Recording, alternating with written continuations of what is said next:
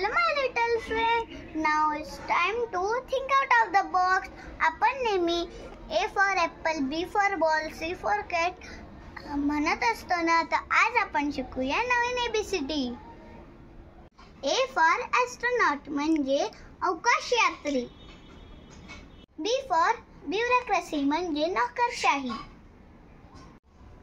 C for calligraphy म्हणजे सुंदर अक्षर काढणे. D for democracy म्हणजे लोकशाही. E for erudite म्हणजे विद्वान, खूप हुशार. F for fiscal म्हणजे आर्थिक किंवा पैशासंबंधी. G for gynecologist म्हणजे स्त्रीरोग तज्ञ. H for heritage म्हणजे वारसा. I for imagination म्हणजे कल्पनाशक्ती. G for judge म्हणजे न्यायाधीश. K for king म्हणजे राजा. L for lexicon means dictionary. M for migrant म्हणजे स्थलांतर करणारा.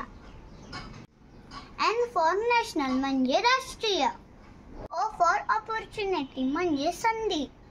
P for perception म्हणजे दृष्टिकोन. Q for question म्हणजे प्रश्न. R for risible म्हणजे हास्यकारण. S for superstition म्हणजे अंधश्रद्धा.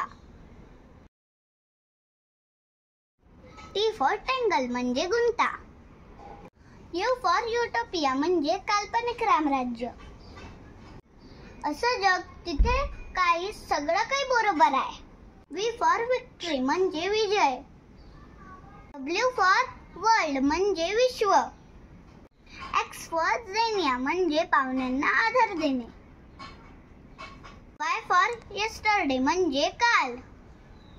Z for zenith म्हणजे टॉप पोझिशन. तुम्हाला जर माझा व्हिडिओ आवडला असेल तर प्लीज लाईक करा, शेअर करा आणि सबस्क्राईब करा. बाय.